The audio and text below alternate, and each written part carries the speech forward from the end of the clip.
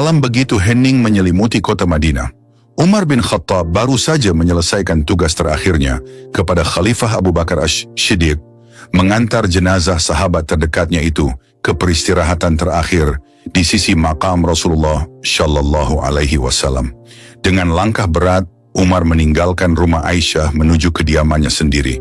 Hatinya penuh kegelisahan, pikirannya dipenuhi berbagai macam persoalan yang harus segera dihadapi esok hari.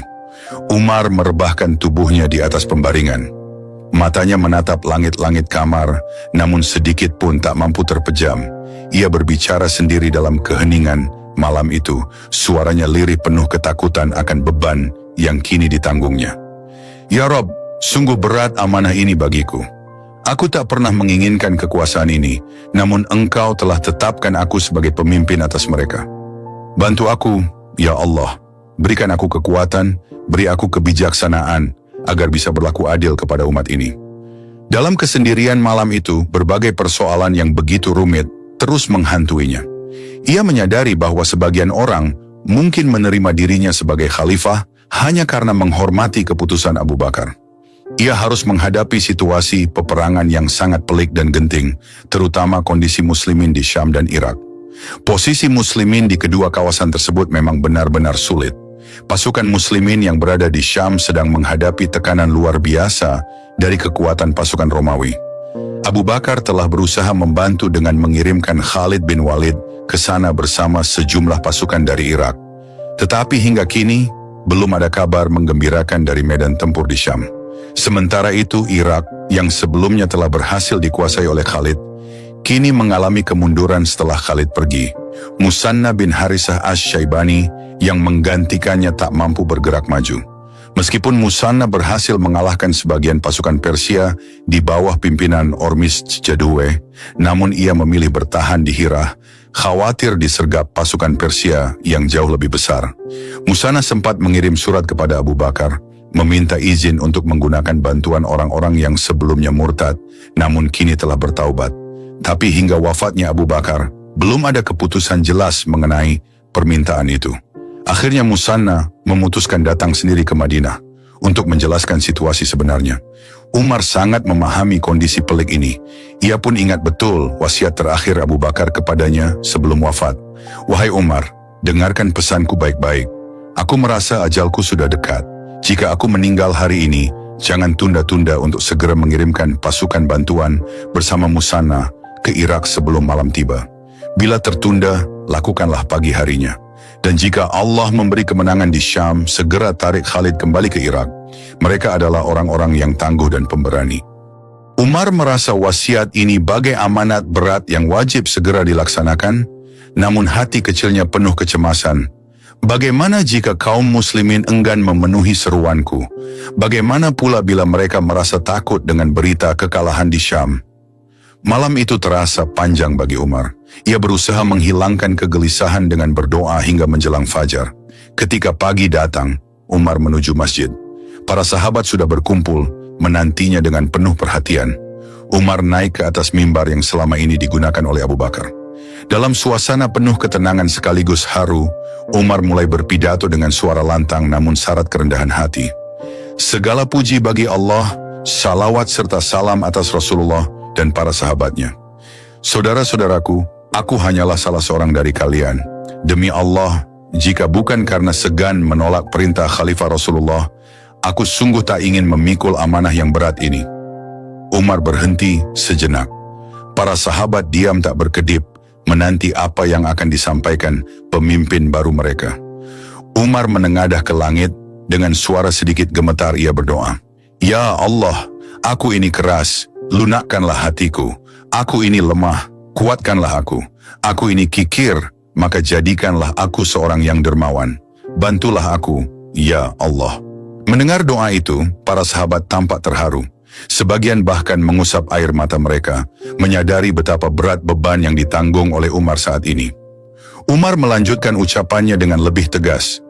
Wahai kaum muslimin, Allah menguji kalian dengan aku, dan Allah mengujiku dengan kalian. Aku bersumpah, tak ada persoalan umat ini yang akan kuserahkan kepada orang lain kecuali aku tangani sendiri. Jika kalian berbuat baik, aku akan membalasnya dengan kebaikan. Namun jika kalian melakukan keburukan, aku bersumpah akan bertindak tegas terhadap siapapun di antara kalian. Suasana semakin hening penuh ketegangan. Seusai pidato singkat tersebut, Umar turun dari mimbar dan mengimami salat zuhur. Selesai salat, ia berdiri kembali, menghadap seluruh jamaah dengan penuh keyakinan. Aku perintahkan kepada kalian, siapkan diri kalian untuk segera bergerak ke Irak bersama Musanna bin Harithah. Ini adalah wasiat terakhir Khalifah Abu Bakar. Jangan kalian ragukan janji Allah. Bergeraklah dengan iman dan keyakinan, maka Allah pasti akan menolong kita. Namun seruan itu disambut diam.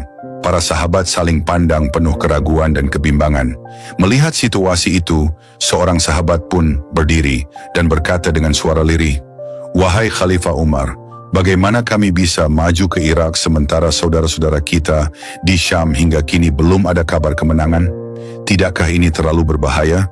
Umar menatap sahabat tersebut, lalu berkata dengan suara penuh wibawa, "Kita berperang bukan mengandalkan kekuatan kita, tapi mengandalkan pertolongan Allah. Jika kalian ragu pada diri kalian, jangan pernah kalian ragu kepada Allah. Bangkitkan semangat kalian. Jangan sampai kita menyia-nyiakan pengorbanan Rasulullah dan Abu Bakar." Suara Umar bergema kuat. Para sahabat mulai saling mengangguk. Mereka perlahan merasakan kembali kepercayaan diri dan semangat juang yang sempat surut. Umar kembali menyerukan dengan lantang, "Siapakah yang akan maju bersama Musanna ke Irak demi tegaknya agama Allah?" Kini sebagian sahabat mulai berdiri, mengangkat tangan dengan penuh semangat. "Kami siap, wahai Khalifah Umar." Umar mengangguk puas, hatinya lega menyaksikan semangat umat yang mulai bangkit. Ia bertekad kuat akan segera melaksanakan amanah yang diberikan kepadanya, menghadapi berbagai tantangan besar yang menanti. Musanna bin Harithah yang sedari tadi duduk tenang di barisan depan, mendengar dengan jelas setiap kata yang disampaikan oleh Khalifah Umar. Ia paham betul kesulitan yang sedang dihadapi umat Islam di Irak, terlebih lagi setelah kepergian Khalid bin Walid ke Syam. Kini, ia memutuskan menemui Umar secara langsung, hendak menyampaikan situasi mendesak yang tengah mereka hadapi. Setelah jamaah masjid mulai beranjak pergi, Musanna bangkit dan berjalan mendekati Umar yang masih duduk di tempat imam. Dengan penuh hormat ia berkata, "Khalifah Umar, izinkan aku berbicara sejenak kepadamu tentang urusan Irak." Umar menoleh, tersenyum sambil menepuk pundak Musanna, lalu menjawab dengan tenang, "Tentu wahai Musanna, engkaulah orang yang paling tahu keadaan di sana. Mari duduklah di sampingku." Keduanya duduk saling berhadapan di salah satu sudut masjid. Umar menatap dalam-dalam ke wajah Musanna, mencoba memahami segala kegelisahan yang terpancar dari mata panglima itu. Setelah jeda sesaat, Musanna mulai berbicara dengan nada serius. "Khalifah Umar, sesungguhnya situasi di Irak tidaklah mudah. Kita memang telah memukul mundur sebagian pasukan Persia, namun kemenangan itu belum menjamin posisi kita aman. Setelah Khalid pergi, kekuatan kita sangat berkurang. Aku khawatir jika mereka melancarkan serangan besar-besaran, pasukan kita tidak akan mampu bertahan." Umar menghela napas panjang, memahami kegelisahan panglimanya. Dengan pandangan tajam, ia bertanya penuh pertimbangan, "Lalu, apa usulanmu, wahai Musanna?" Musanna menarik napas dalam-dalam, lalu menjawab dengan mantap, "Aku usulkan agar kita menerima bantuan dari kaum yang sebelumnya murtad, tetapi kini sudah bertaubat. Mereka adalah para pejuang tangguh.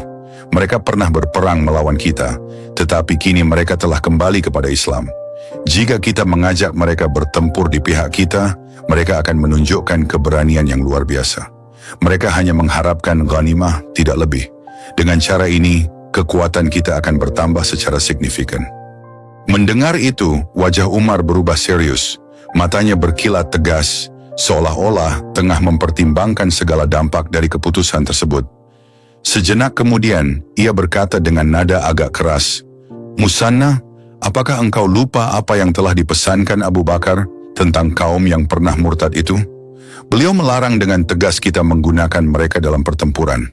Musanna menjawab perlahan namun yakin, "Aku tak pernah lupa, Khalifah Umar. Namun situasi kini berbeda. Mereka telah benar-benar bertaubat. Bahkan, kesetiaan mereka kini begitu kuat karena mereka ingin menebus kesalahan yang lalu. Mereka siap bertempur mati-matian untuk Islam.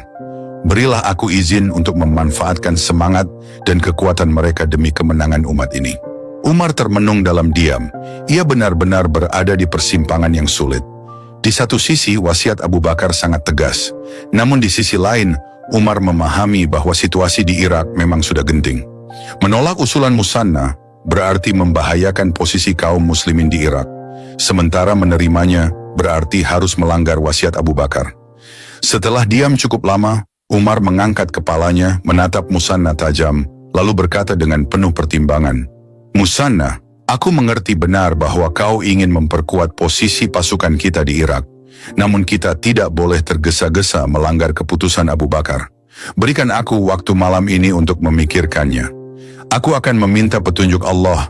Semoga esok aku bisa memberimu jawaban terbaik." Musanna menundukkan kepala penuh hormat. "Aku mengerti, wahai Khalifah Umar. Aku percaya Allah akan membimbingmu kepada keputusan terbaik untuk umat ini." Malam harinya Umar beribadah dengan khusyuk di rumahnya. Dalam doanya yang panjang dan khusyuk, ia meminta petunjuk kepada Allah tentang masalah besar yang sedang dihadapinya. Ia bersujud lama, penuh harap dan tawakal, hingga air matanya membasahi tempat sujudnya. Umar pun berbisik lirih dalam doa, "Ya Rabb, aku menghadapi persoalan yang sungguh berat. Berilah aku petunjukmu. Janganlah engkau biarkan aku membuat keputusan yang menyulitkan umat ini. Dan jangan pula engkau biarkan aku mengabaikan wasiat sahabatku Abu Bakar." Keesokan harinya, setelah salat subuh, Umar memanggil Musanna kembali ke hadapannya. Di hadapan para sahabat yang hadir, Umar berkata dengan suara yang tegas namun penuh kebijaksanaan, "Wahai Musanna, aku telah memikirkan usulanmu dengan sungguh-sungguh. Aku menyadari keadaan Irak memang sangat genting. Karena itu, demi kemaslahatan umat ini, aku izinkan engkau mengerahkan kaum yang telah bertaubat itu untuk membantu pasukan muslimin. Tetapi ingat, waspadalah. Pastikan bahwa mereka benar-benar telah tulus kembali ke Islam. Jangan beri mereka posisi pimpinan pasukan, tetapi cukup sebagai pendukung dalam peperangan." Wajah Musanna langsung cerah, matanya berbinar penuh semangat. Ia segera bangkit dan berkata, lantang penuh syukur, "Aku siap, wahai Khalifah Umar. Demi Allah, aku bersumpah bahwa aku akan menjaga amanah ini sebaik-baiknya. Insya Allah, kemenangan akan segera datang kepada kita." Para sahabat yang mendengar keputusan Umar itu pun merasa lega. Mereka mulai merasa kembali optimis dengan keputusan Umar yang sangat bijaksana tersebut. Sambil menatap wajah para sahabatnya satu persatu, Umar berdiri tegap lalu mengangkat tangannya dan berseru dengan suara keras penuh semangat, "Siapkan pasukan, segeralah bergerak ke Irak bersama Musanna. Kita tidak boleh lagi menunda-nunda perjuangan di jalan Allah ini. Berangkatlah dengan penuh keyakinan, Allah pasti bersama kita." Mendengar seruan itu, semangat jihad kembali bergelora dalam hati kaum muslimin. Mereka saling berseru dengan lantang dan tekad yang kuat, "Kami siap, wahai Khalifah Umar. Allahu Akbar, Allahu Akbar, Allahu Akbar." Maka dimulailah mobilisasi besar-besaran ke Irak, menandai babak baru dalam sejarah panjang perjuangan kaum muslimin di bawah kepemimpinan Khalifah Umar bin Khattab. Dengan Musanna bin Harisah berada di garis depan pertempuran, siap menghadapi tantangan besar yang menanti mereka di medan perang. Pagi itu, cahaya matahari menyelinap lembut ke dalam Masjid Nabawi. Suasana Madinah masih dipenuhi semangat pembaiatan umat kepada pemimpin baru mereka, Khalifah Umar bin Khattab.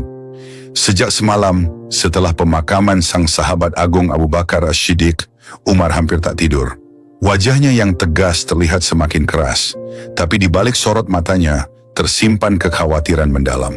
Ia tahu, umat ini sedang menghadapi dua ujian berat, keutuhan kekuasaan Islam dan konsolidasi hati kaum muslimin pasca pergantian kepemimpinan. Sebelum azan zuhur berkumandang, Umar bangkit dan berdiri di depan para jamaah. Sorot matanya menyapu ke segenap arah. Lalu dengan suara lantang dan mantap, ia mengumumkan, "Bebaskan seluruh tawanan perang dari kalangan Arab. Pulangkan mereka kepada keluarga mereka masing-masing. Aku tidak ingin melihat penawanan menjadi adat di tengah-tengah bangsa Arab." Sejenak, masjid hening. Beberapa sahabat saling berpandangan. Wajah mereka menunjukkan keterkejutan. Ada yang mengerutkan dahi, ada yang hampir bersuara, namun menahan diri karena hormat kepada pemimpin. Mereka tahu kebijakan itu bukan main-main. Ini adalah perintah yang bertolak belakang dengan kebijakan pendahulunya, Abu Bakar. Dulu ketika menghadapi pemberontakan dan murtadnya sebagian Arab, Abu Bakar memerintahkan dengan tegas, siapapun yang menolak kembali ke Islam, perangilah mereka. Jangan biarkan kekuatan mereka tumbuh. Bunuh yang melawan, tawanan mereka tahan, anak-anak dan perempuan mereka jadikan jaminan keamanan umat. Kini Umar yang dikenal keras justru melunak dalam urusan ini. Kenapa? Umar tahu mayoritas kaum Arab adalah orang-orang Badui. Mereka mudah panas, mudah taat, tapi juga mudah berbalik. Penahanan anggota keluarga mereka hanya akan menanam dendam dan memperpanjang luka. Maka Umar memilih pendekatan lain, merangkul dengan adil, bukan membalas dengan kekerasan. Di antara orang-orang yang hadir, ada yang bertanya lirih kepada rekannya, apakah Umar sedang mengubah haluan politik Abu Bakar? Yang lain menjawab dengan suara pelan, atau ini caranya untuk mengajak mereka kembali bersatu tanpa rasa takut. Umar sendiri diam tak menanggapi kegelisahan itu. Ia hanya mengangkat kedua tangannya tinggi-tinggi, menengadah ke langit, dan berdoa di hadapan umatnya. Ya Allah, lunakkan hatiku yang keras, kuatkan tubuhku yang lemah, dan jadikan aku pemimpin yang adil atas umat Muhammad. Dengan keputusan itu, Umar membuka lembaran awal kepemimpinannya dengan kebijakan perdamaian, bukan pedang. Ia ingin menunjukkan bahwa Islam bukan agama penakluk, tapi agama pemersatu. Ia ingin agar umat yang sempat memisahkan diri kembali kepada barisan yang lurus, tanpa rasa terhina, tanpa dipaksa, dan tanpa membawa luka. Dan begitulah tawanan-tawanan Riddah dipulangkan satu persatu kepada keluarga mereka. Sebagian kaum wanita menangis haru saat mendapati anak atau suami mereka kembali. Beberapa pemuka kabilah yang sebelumnya diam, kini luluh. Mereka datang kepada Umar dan berkata, wahai Khalifah Umar, engkau telah membuka pintu yang membuat kami merasa punya tempat di tengah Islam. Kami kembali, bukan karena takut, tapi karena percaya. Maka, sejarah pun mencatat hari itu, bahwa Khalifah Umar bin Khattab memulai pemerintahannya bukan dengan darah, melainkan dengan keadilan dan kebijaksanaan. Ia tidak menghapus jejak Abu Bakar, tapi melanjutkan dengan warna yang berbeda, yang lebih dalam, lebih luas, dan lebih menyentuh hati umat. Hari itu langit Madinah tak banyak menyimpan awan. Sinar matahari menerpa pekarangan Masjid Nabawi, memantulkan cahaya lembut ke dinding-dinding kota yang baru saja kehilangan pemimpinnya, Abu Bakar Ash-Shiddiq. 3 hari sudah berlalu sejak penguburan sang khalifah pertama. Di masjid itu, satu persatu umat Islam datang membayat Umar bin Khattab sebagai penerus.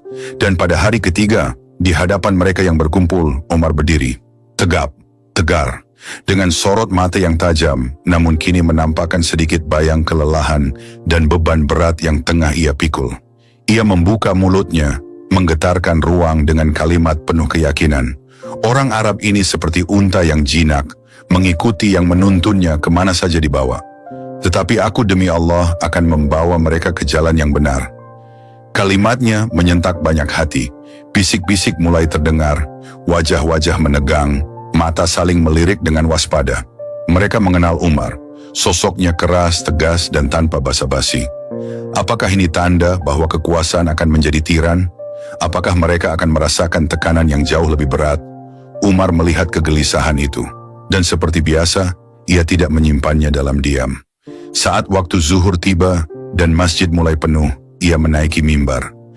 Langkahnya pasti, satu demi satu menaiki tangga yang biasa diinjak oleh Rasulullah dan Abu Bakar.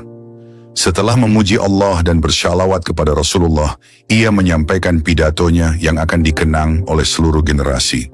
Saya mendapat kesan, orang merasa takut karena sikap saya yang keras. Kata mereka, Umar bersikap demikian keras kepada kami, sementara Rasulullah masih berada di tengah-tengah kita. Juga bersikap keras demikian sewaktu Abu Bakar menggantikannya.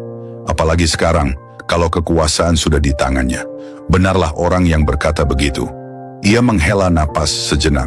Suaranya mulai mengandung emosi. Ketika itu saya bersama Rasulullah, saya hanyalah pelayannya. Tak ada orang yang mampu bersikap seperti Rasulullah. Begitu ramah, seperti difirmankan Allah. Sekarang telah datang kepadamu seorang Rasul dari golonganmu sendiri. Terasa pedih hatinya bahwa kamu dalam penderitaan. Sangat prihatin ia terhadap kamu. Penuh kasih sayang kepada orang-orang beriman. Umar menggenggam mimbar lebih erat. Suaranya bergetar. Di hadapan Rasulullah, aku adalah pedang yang terhunus. Sebelum disarungkan, aku terus maju. Aku bersamanya sampai ia berpulang kepada Allah dengan hati lega terhadapku. Alhamdulillah, aku pun bahagia dengan Rasulullah. Matanya menatap ke arah barisan kaum muslimin, lalu melanjutkan. Kemudian datang Abu Bakar, memimpin kalian dengan kelembutan dan kelapangan dada. Aku pun menjadi pembantunya. Sikap kerasku padukan dengan kelembutannya. Aku tetap menjadi pedang terhunus, dan Abu Bakar meninggal dunia dengan hati ridha terhadapku. Tangannya kini mengarah ke dada sendiri. Sekarang, aku yang akan mengurus kalian. Ketahuilah sikap keras itu kini telah mencair. Itu hanya untuk orang yang berlaku zalim dan memusuhi kaum muslimin. Tetapi untuk orang yang jujur, orang yang adil, aku lebih lembut dari siapapun. Hening menggantung di antara mereka. Lalu ia menggetarkan hati hadirin dengan ketegasan ilahi. Orang yang zalim akan kuletakkan pipinya di tanah.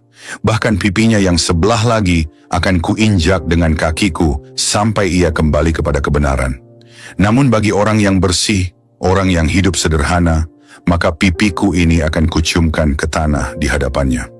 Ada gemuruh kecil, wajah-wajah yang tadinya tegang mulai berubah.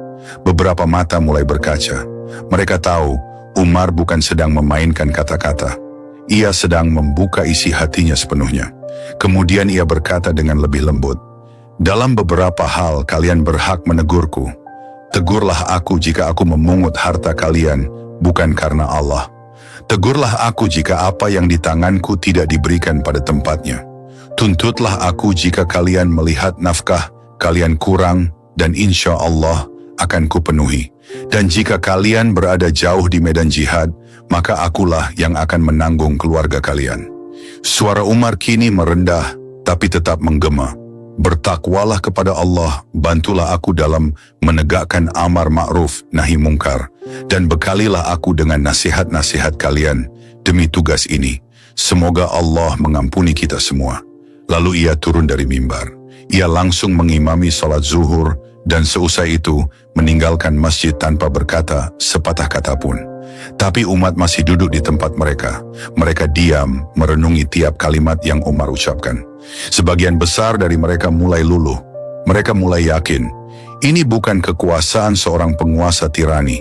Ini adalah amanah dari seorang hamba yang takut kepada Allah dan mencintai umat. Namun, tidak semuanya. Para pemuka dan sebagian yang dahulu tak menyetujui pencalonannya masih menyimpan tanya.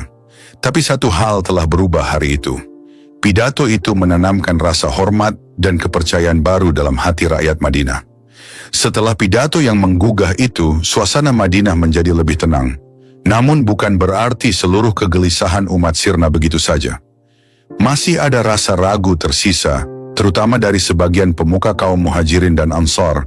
Orang-orang yang selama ini menyaksikan kerasnya Umar bin Khattab, melihatnya dari dekat, dan tahu betul betapa tegas dan tak segan bila menghadapi lawan, bahkan terhadap sesama muslim. Beberapa dari mereka membisikkan kekhawatiran itu. Sungguh Umar telah melembut dalam kata, tapi apakah sikapnya akan sejalan dengan janjinya? Dahulu ia keras terhadap kami, bahkan di masa Rasulullah. Bagaimana sekarang saat seluruh kekuasaan berada di tangannya? Namun yang lain menimpali dengan nada optimis. Demi Allah, aku melihat kejujuran dalam ucapannya. Dia tak menutup-nutupi masa lalunya, bahkan menyebutnya sendiri di atas mimbar. Apakah kalian lupa? Bukankah dialah yang menangis malam-malam karena takut kepada Allah? Bukankah dia termasuk di antara 10 yang dijamin masuk surga? Keesokan harinya, Umar kembali muncul di masjid untuk sholat. Kali ini, wajahnya tampak lebih tenang. Langkahnya ringan, tetapi tetap tegas. Setelah mengimami salat, ia kembali menatap umatnya. Tak lagi dengan pidato panjang, hanya dengan kalimat sederhana, namun menghujam ke dalam hati. Demi Allah, aku tidak akan membiarkan satu kezaliman pun hidup dalam bayang pemerintahanku. Ia mengedarkan pandangan, matanya mengunci tatap kepada seorang sahabat tua yang duduk bersandar di salah satu tiang masjid. Dan jika aku menyimpang, maka tegurlah aku dengan pedangmu. Hening. Tiba-tiba dari sisi kanan, seorang sahabat bangkit berdiri, tua renta, bersorban usang tapi matanya tajam. Tangannya mengangkat pedangnya yang telah tumpul di bagian bawahnya. Wahai Khalifah Umar, jika engkau menyimpang dari jalan Allah, maka dengan pedang inilah aku akan meluruskanmu. Semua mata tertuju padanya. Hening sejenak, lalu senyum kecil muncul di wajah Umar. Ia mengangguk penuh taksim dan berkata lantang, Alhamdulillah, masih ada di antara umat ini orang yang akan meluruskan Umar jika ia bengkok. Rasa haru menjalar di segenap ruangan. Beberapa sahabat menundukkan kepala, terkesima atas keluasan jiwa seorang pemimpin yang tegas, namun rendah hati. Hari itu, umat menyaksikan bahwa Umar bukan hanya pedang yang tajam di medan perang, tetapi juga pemimpin yang berserah diri kepada Allah dan umatnya. Ia tidak menempatkan dirinya sebagai raja atau penguasa, tetapi sebagai penjaga keadilan, penuh amanah, penuh rasa takut kepada Tuhannya. Tak lama setelah itu, Umar kembali ke rumahnya. Di depan pintu, seorang pemuda dari kabilah lain menghampirinya dan bertanya dengan polos, Wahai Khalifah Umar, apakah engkau benar-benar akan menepati janjimu? Umar menatapnya dengan mata teduh. Anakku, jika tidak, maka aku bukan Umar yang pernah kau kenal.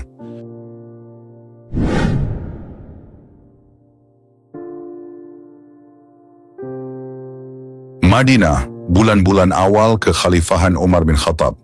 Bayang-bayang kepemimpinan Abu Bakar masih terasa lekat di dinding-dinding Masjid Nabawi, dalam langkah-langkah para sahabat, dan dalam hati umat yang masih berkabung. Namun kini, kepemimpinan telah berpindah tangan. Seorang lelaki yang dikenal tegas, tegar, dan tanpa kompromi telah naik ke tampuk kekuasaan, Umar bin Khattab. Namun sejak hari pertama, Umar harus mengambil keputusan besar, keputusan yang tak hanya akan menguji kewibawaannya, tetapi juga mengguncang struktur kekuatan militer Islam. Di luar Hijaz, dua kekuatan besar dunia sedang mengintai. Romawi di barat, Persia di timur. Namun kekhawatiran terbesar Umar bukan semata-mata musuh di luar, tapi apa yang tumbuh dari dalam. Popularitas seorang jenderal yang disebut Rasulullah sebagai pedang Allah yang terhunus, Khalid bin Walid. Dalam malam-malam sunyi, Umar sering termenung, terpaku pada kejadian yang sudah berlalu 2 tahun sebelumnya. Kasus pembunuhan Malik bin Nuwairah dan pernikahan Khalid dengan janda Malik hanya beberapa saat setelah suaminya dieksekusi. Umar tak bisa menghapus peristiwa itu dari benaknya. Ia telah menuntut kepada Abu Bakar agar Khalid dijatuhi sanksi keras, namun sang khalifah pertama menolaknya. Dia hanya seorang jenderal yang terkadang keliru. Begitu jawaban Abu Bakar kala itu. Aku tidak akan memecat pedang yang telah Allah hunus terhadap kaum musyrik. Tetapi Umar berbeda. Pandangannya terhadap disiplin, keadilan, dan sistem begitu kaku dan keras. Dan kini, setelah Abu Bakar wafat, tangan kekuasaan ada padanya. Tidak ada lagi yang menghalanginya mengambil langkah yang menurutnya benar. Sementara itu, di front Syam, Khalid bin Walid memimpin pasukan muslimin dalam situasi genting. Selama lebih dari sebulan, pasukannya belum berhasil mengalahkan kekuatan Romawi yang tersebar dalam formasi-formasi kuat. Sementara itu, nama Khalid semakin harum, tidak hanya di antara para pejuang, tetapi juga rakyat. Popularitasnya menanjak tak terbendung. Para sahabat dan prajurit menyebut namanya dengan kagum dan bangga. Justru inilah yang mengganggu Umar. Di sisi lain, Umar merasa bahwa kemasyhuran yang tidak terkontrol itu adalah racun bagi stabilitas pemerintahan. Dalam bisik-bisik di antara sahabat, ia sudah mendengar ucapan-ucapan berlebihan terhadap Khalid. Bahkan ada yang mengatakan, seandainya Khalid yang jadi khalifah, itu cukup bagi Umar untuk bertindak.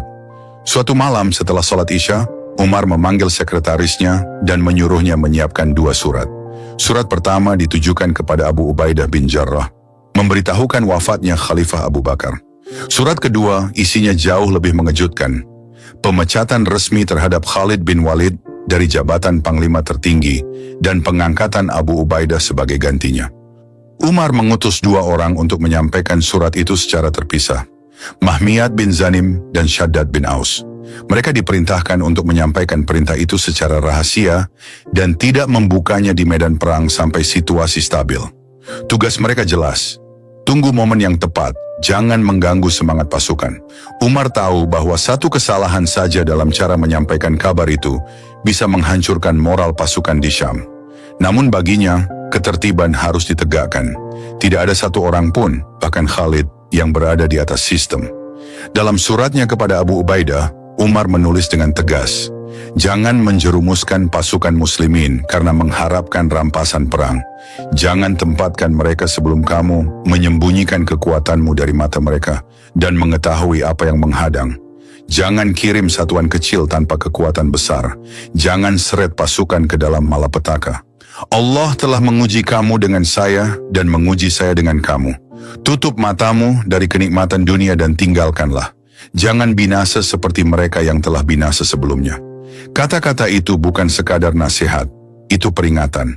Umar tahu bahwa Abu Ubaidah adalah orang yang paling lembut, paling dermawan, dan paling patuh. Tapi dalam peperangan, bahkan kebaikan bisa menjadi kelemahan. Umar tidak mau tragedi, kekalahan umat terjadi karena panglima yang terlalu lembut atau pasukan yang terlalu percaya pada satu nama. Namun pertanyaan besar mulai tumbuh di benak para sahabat. Mengapa sekarang? Mengapa tidak menunggu hingga pertempuran di Syam usai?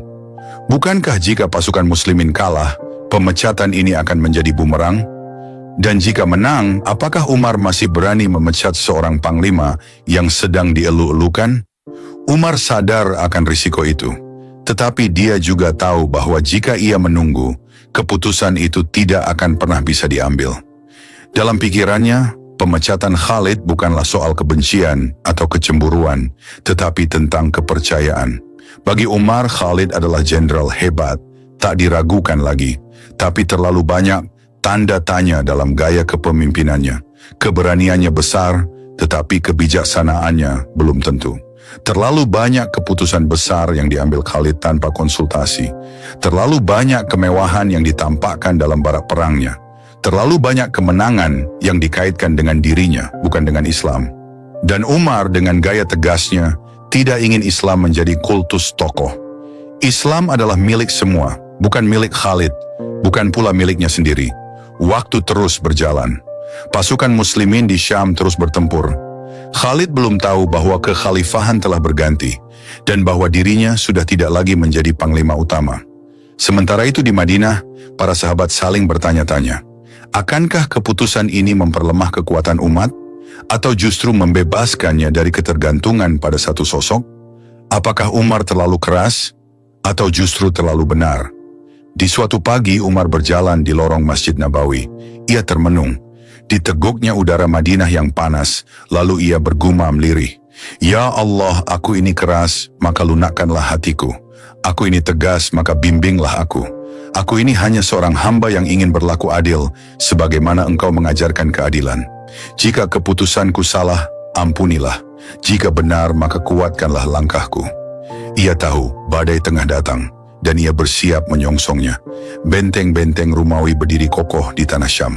Padang yang luas menjadi saksi bisu barisan kaum muslimin yang bersiaga dengan semangat jihad yang membara. Di tengah-tengah mereka berdiri sosok legendaris, Khalid bin Walid, panglima pemberani yang telah membalikkan nasib Islam dalam Perang Riddah yang mengguncang Persia dan kini sedang bersiap menundukkan kekuatan Imperium Bizantium. Namun di antara kilauan pedang dan semangat kemenangan, sebuah berita dari Madinah sedang dalam perjalanan. Bukan pasukan tambahan, bukan pula kabar gembira, melainkan sepucuk surat pemecatan. Utusan Umar bin Khattab datang secara diam-diam. Dua lelaki, Mahmiyad bin Zanim dan Shaddad bin Aus, membawa dua surat tertutup. Yang satu ditujukan kepada Abu Ubaidah bin Jarrah, sahabat lembut, dermawan, dan kini penerima amanat berat. Abu Ubaidah menerima surat itu dengan alis yang berkerut. Ia buka, membaca dalam diam. Dari Khalifah Umar bin Khattab kepada Abu Ubaidah bin Jarrah. Aku telah mengangkatmu sebagai panglima tertinggi menggantikan Khalid bin Walid. Tugasmu adalah memimpin pasukan dan menyampaikan perintah dengan hikmah tanpa menimbulkan kegaduhan. Semoga Allah menolongmu sebagaimana dia menolong orang-orang sebelum kita. Waspadalah terhadap dunia dan tegakkan kebenaran. Abu Ubaidah terdiam, lama. Wajahnya tak berubah, tapi hatinya berkecamuk. Ia menoleh ke arah Khalid bin Walid yang sedang memimpin pasukan kecil untuk patroli ke garis depan. Di sana, berdiri sosok pahlawan yang dicintai para mujahid. Khalid bukan hanya panglima, ia adalah simbol kejayaan, keberanian, dan kemenangan. Bagaimana aku harus menyampaikan ini? Gumamnya dalam hati. Ia tahu, satu langkah keliru saja bisa mengguncang pasukan. Jika berita ini tersebar di waktu yang tidak tepat, semangat tempur bisa runtuh. Dan itu artinya kekalahan. Maka Abu Ubaidah dengan kebijaksanaannya yang tinggi menunda penyampaian surat itu.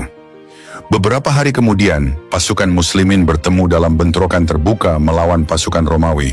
Kali ini, pasukan Islam menunjukkan kekuatan yang belum pernah terlihat sebelumnya. Khalid memimpin dengan taktik memutar, mengepung dan menghancurkan barisan musuh dari samping. Jeritan musuh bercampur takbir membahana. Allahu Akbar. Kemenangan kembali diraih. Medan pertempuran dikuasai. Pasukan Romawi kocar-kacir. Di antara debu-debu kemenangan, Khalid naik ke atas kuda putihnya, mengangkat pedangnya dan berseru, "Wahai para mujahid, kita telah membalas darah-darah kita yang tumpah. Inilah janji Allah kepada mereka yang berjuang di jalannya." Sorak takbir menyambutnya. Para pejuang mencintai Khalid. Di mata mereka, ia adalah Saifullah yang telah ditetapkan langit.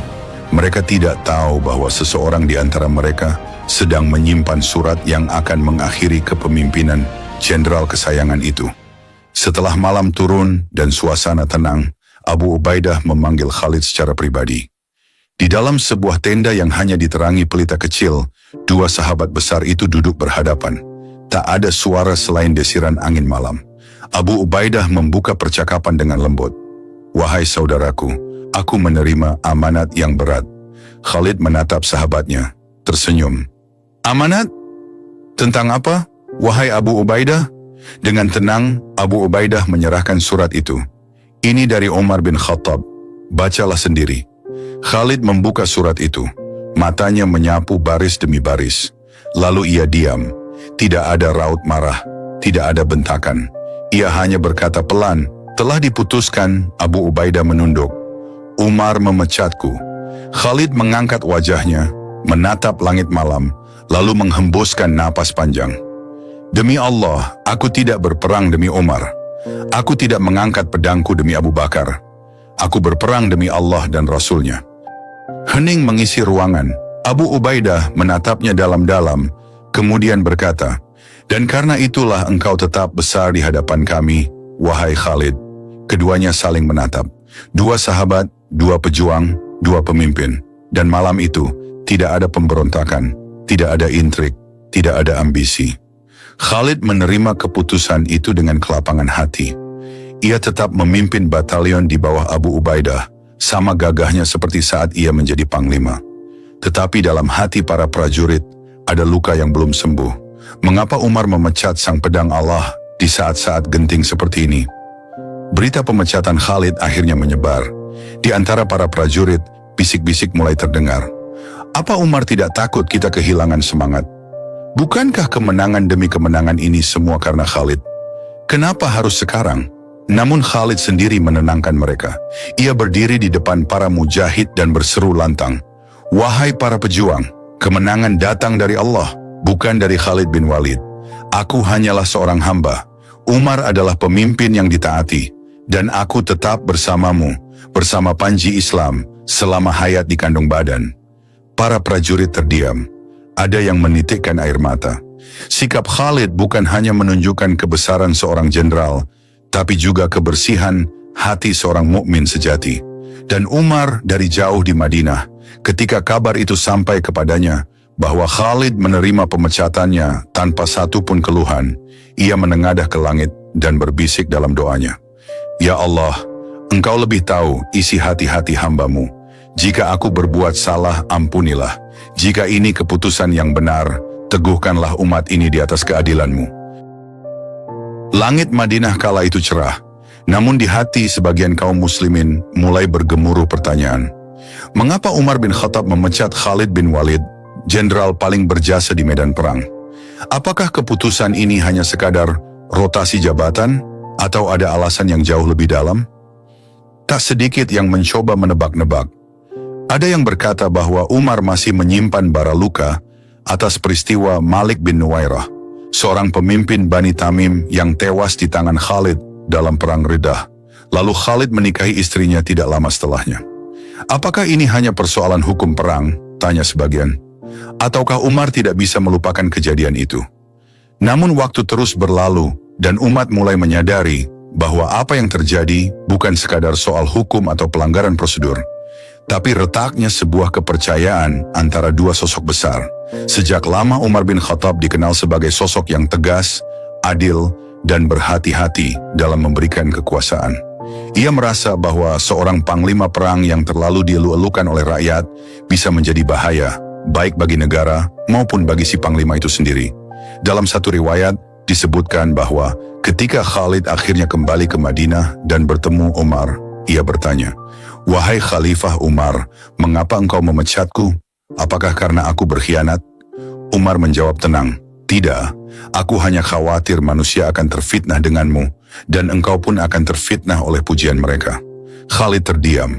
Jawaban itu menohok, bukan karena isinya, tapi karena Umar tidak meragukan integritasnya. Justru ia khawatir umat terlalu bergantung pada satu orang dan tidak menyandarkan kemenangan pada Allah. Umar melanjutkan, "Engkau adalah pedang Allah, tetapi jangan sampai pedang itu mengaburkan siapa pemilik sejatinya. Islam tidak bergantung pada satu orang, bahkan bukan pada Khalid bin Walid." Dari sisi Khalid sendiri, ia tidak pernah menganggap jabatannya sebagai medan keangkuhan, tapi sebagai amanah jihad. Ia tidak pernah mencemari kehormatan pasukan Islam, tidak pernah berkhianat, dan tak pernah lari dari perang. Namun ia sadar bahwa dirinya bukan tanpa kekurangan. Sikapnya yang kadang tergesa, keberaniannya yang melebihi nalar. Bahkan saat peristiwa pembebasan Mekah, ia sempat melanggar perintah Rasulullah dan membunuh beberapa kaum musyrik yang telah menyerah, membuat Umar selalu waspada terhadap caranya memimpin. Dan ketika peristiwa Malik bin Nuwairah terjadi, Umar menuntut keadilan, tapi Abu Bakar membela Khalid. Dia hanya keliru dalam ijtihad. "Aku tidak akan melucuti pedang yang telah Allah hunuskan melawan kaum kafir." Namun di dalam hati Umar, perasaan tidak sepenuhnya tenang terhadap Khalid tetap tumbuh. Ia mulai melihat bahwa keretakan kepercayaan itu tidak lagi bisa dipersatukan. Ketika Umar naik menjadi khalifah, ia sadar bahwa keretakan itu harus segera disikapi. Ia bukan Abu Bakar yang melihat Khalid sebagai kebutuhan militer pada masa penuh gejolak. Umar melihat kekuasaan bukan sekadar tentang kemenangan, tapi tentang kelestarian, keadilan, dan stabilitas umat. Dan untuk itu, ia mengambil keputusan yang sulit, tapi diyakini benar, memecat Khalid.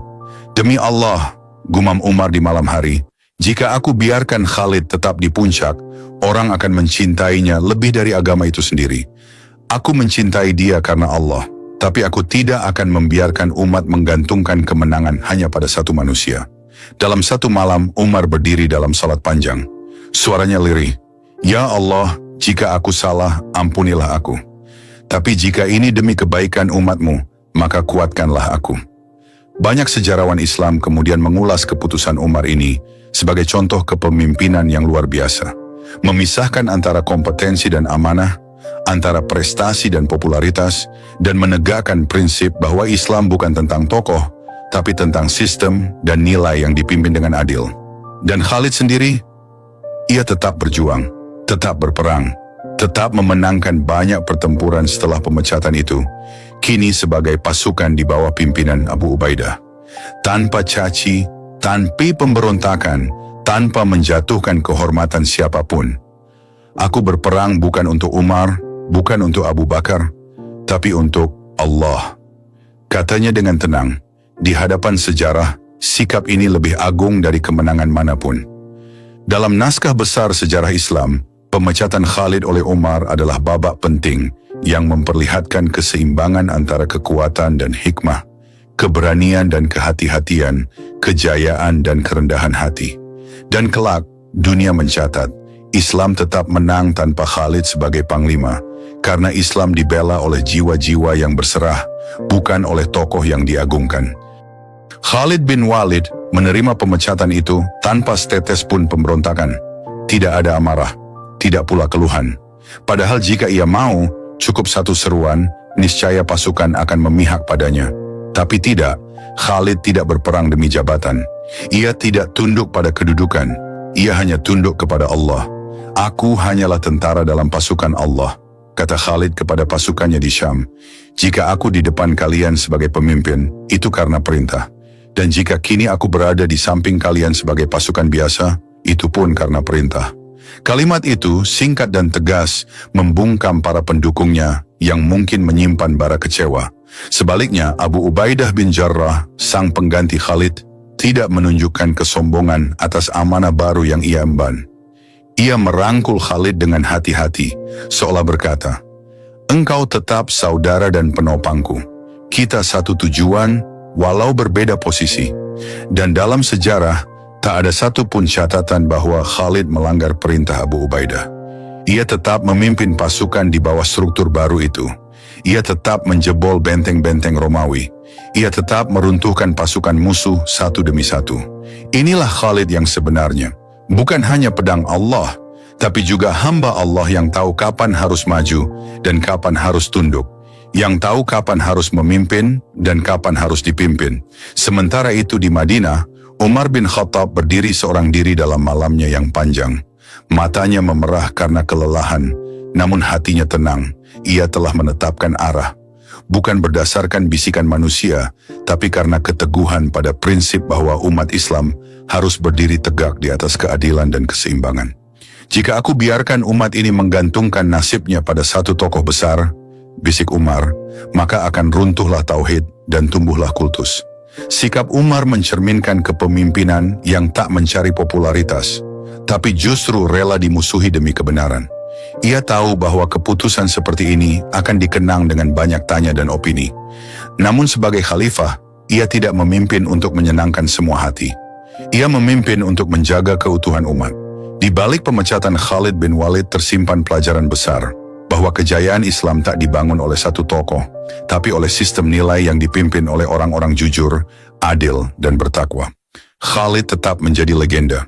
Umar tetap menjadi simbol ketegasan dan keadilan, dan umat Islam tetap bergerak maju.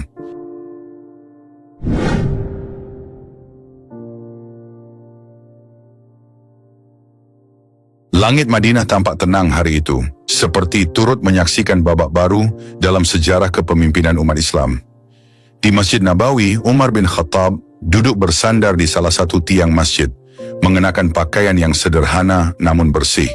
Di wajahnya tampak rona keteguhan, namun dalam matanya tersimpan gelombang kekhawatiran dan tanggung jawab yang berat sebagai pemimpin umat. Baru saja selesai memberikan pengarahan kepada para muslimin tentang arah kebijakannya, kebijakan yang tidak ringan, namun mesti ditegakkan untuk keadilan dan kelurusan agama. Belum sempat ia bangkit dari tempat duduknya, tampak dari kejauhan langkah cepat dan mantap dari seorang lelaki yang sangat ia percaya. Abu Ubaidah bin Al-Jarrah datang menghampiri, menundukkan kepala hormat. Di belakangnya terlihat barisan pasukan siap tempur yang akan menuju Irak. Mereka bersiap di bawah panji yang telah dikibarkan sejak pagi. "Assalamualaikum, wahai khalifah-khalifah Rasulullah," ucap Abu Ubaidah lembut sembari menggenggam tangan Umar. Umar mengangguk, namun di wajahnya tergambar sesuatu, sebuah keganjilan. Gelar itu, Khalifah-Khalifah Rasulullah, terasa begitu panjang, membingungkan, dan tidak praktis. Orang-orang yang berdiri di sekitarnya pun tampak ragu dalam menyebutnya. Bahkan sebagian terlihat menyeringai canggung. Bisik-bisik mulai terdengar. "Apakah kita akan terus menyebutnya begitu?" kata salah seorang sahabat. "Bagaimana jika ada khalifah setelahnya? Apakah kita akan sebut khalifah dari Rasulullah?" Sahut yang lain menahan tawa kecil. Umar mendengarnya, namun ia hanya menunduk, membiarkan mereka berbincang. Ia bukan pencari gelar, ia hanya ingin melayani Allah dan umat nabinya sebaik mungkin. Tiba-tiba seorang lelaki dari kalangan kaum muslimin berdiri dan berkata lantang dengan suara mantap yang menggema di masjid, Salamullah alaika ya Amirul Mukminin. Salam sejahtera bagimu, wahai Amirul Mukminin. Masjid menjadi senyap. Orang-orang saling pandang. Lalu hampir serentak terdengar gema dari para hadirin. Amirul Mukminin, Amirul Mukminin. Ya, itu tepat. Senyum merekah di wajah para sahabat. Gelar baru ini terdengar agung, ringkas, dan bermakna dalam. Pemimpin orang-orang beriman. Umar yang sejak tadi diam, mengangkat wajahnya dan tersenyum tipis. Tatapan matanya meresapi makna nama itu. Ia merasa gelar itu bukanlah pujian, melainkan amanah besar yang akan ia bawa di pundaknya hingga akhir hayat. Jika kalian telah ridha denganku dan gelar ini kalian terima, maka ketahuilah bahwa gelar ini akan dimintai pertanggungjawabannya di hadapan Allah, ucap Umar pelan, namun tegas. Ia menatap langit, seolah berdoa dalam hatinya. Ya Allah, jangan engkau jadikan gelar ini menjadi fitnah bagiku di dunia atau akhirat. Mulai saat itu tidak ada lagi orang yang menyebutnya khalifah dari khalifah Rasulullah. Semua menyebutnya dengan satu panggilan, Amirul Mukminin. Dengan gelar itu sebuah fase sejarah dimulai. Kepemimpinan Umar bukan sekadar kelanjutan dari Abu Bakar, melainkan sebuah lembaran baru dalam sejarah dunia. Bukan hanya karena kebijaksanaannya, bukan hanya karena kekuatannya, tapi karena kejujurannya, kezuhudannya, dan ketegasannya dalam menegakkan keadilan, meskipun terhadap dirinya sendiri. Dan hari itu Umar memerintahkan agar pasukan Abu Ubaid bin Jarrah segera menyusul Musanna bin Harisah di Irak. Perjalanan besar baru saja dimulai, peperangan di timur menanti, ujian dan kemenangan sedang tertulis dalam lembar sejarah. Alhamdulillah,